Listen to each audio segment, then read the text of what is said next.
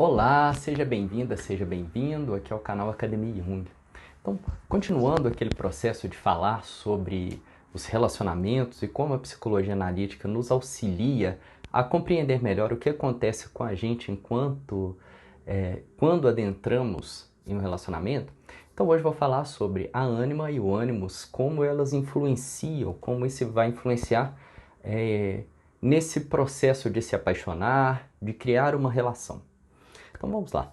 A ânima e o ânimos são considerados por Jung um intermediador entre o nosso mundo consciente e o nosso mundo inconsciente, um inconsciente mais coletivo. Ok? Então, um dos processos do nosso inconsciente coletivo, e eu vou explicar isso, fica aí mais um pouquinho para você compreender o que isso interfere nas relações. Então, pensando internamente, um dos nossos processos do inconsciente coletivo é gerar uma união. É gerar um processo em que esse consciente e esse inconsciente sintam-se como uma coisa só, que é o que a gente chama de processo de individuação.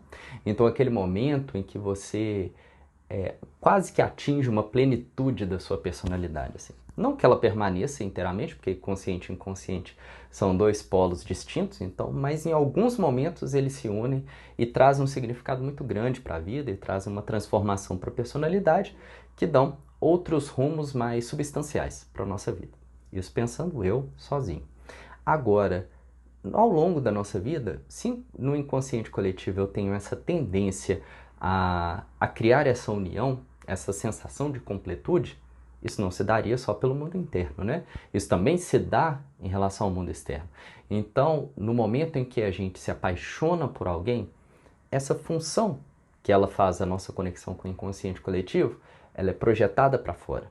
Então, você acabou de conhecer uma pessoa, tem um mês que você conhece ela, você vai conversando, ou menos que isso, às vezes, aí você descobre, nossa, eu tenho tudo a ver com essa pessoa, nós dois temos os mesmos gostos, a gente gosta das mesmas coisas, a gente tem os mesmos projetos.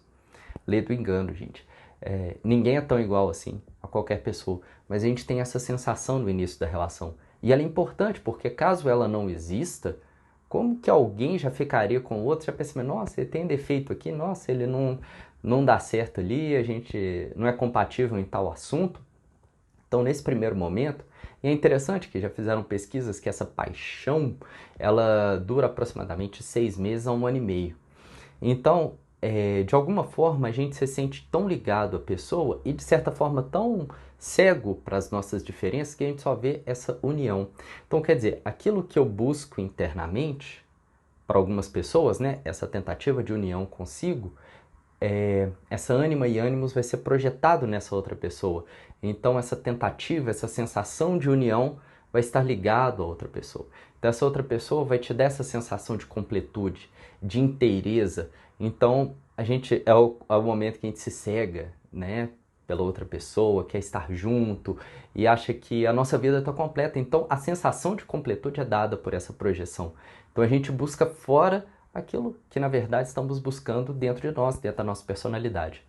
Então, eu costumo dizer que um relacionamento, até de longo prazo, e a psicoterapia, isso feito junto, essa união, eu acho que é o processo de maior autoconhecimento. Por quê? Então, se eu estou apaixonado por alguém, se eu me cego por alguém, por algum tempo isso vai me completar. Mas a gente sabe muito bem que depois começam a entrar, o pessoal fala, né, crise de 1 ano e meio, né, essas coisas, porque toda essa ilusão da minha projeção, ela começa a cair, ela começa a se desfazer. Então essa sensação de completude, que é um polo da coisa, ela começa a dar espaço para a sensação de incompletude. Aí você começa a ver na outra pessoa só defeitos, mas que muitas vezes são defeitos nossos. Às vezes são os receios que eu tenho que eu vou colocando sobre a outra pessoa, né? Receio de ser traído, receio de que ela vai me deixar, características que eu considero que não é tão legal, mas às vezes eu posso encontrar isso em mim mesmo, né?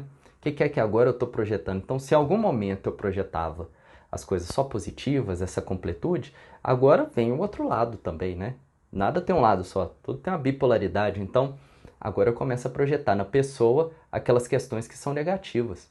Então, nesse processo das minhas projeções negativas, se eu paro para me olhar, não é que eu estou falando que a outra pessoa é a perfeição, assim, ela é só um espelho para essas coisas. Não, ela tem as características que você pode considerar positiva ou negativa, mas é importante ali você começar a diferenciar o que é da pessoa e o que é que você está projetando sobre ela, né?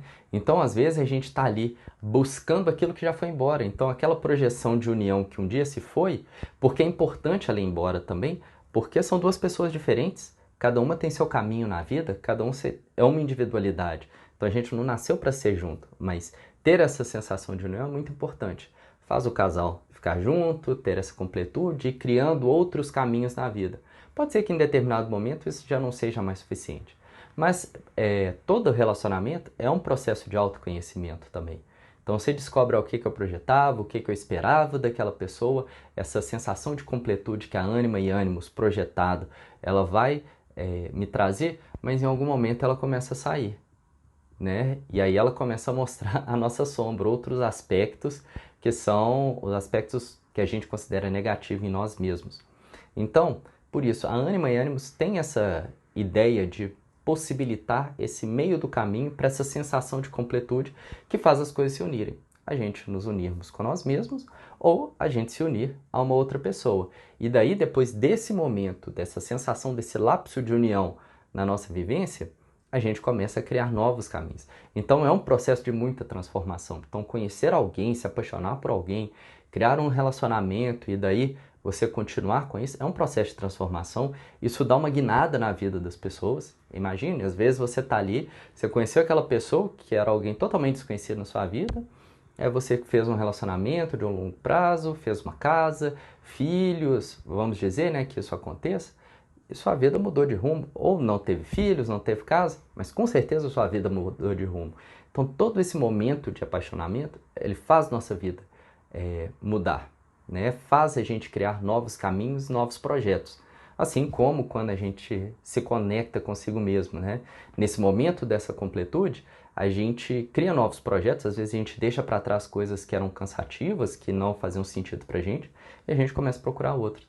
Então, não é bem dizer ou mal dizer, é um processo que acontece. Essa projeção, ela vai acontecer. Essa união, essa busca de completude, ela vai acontecer.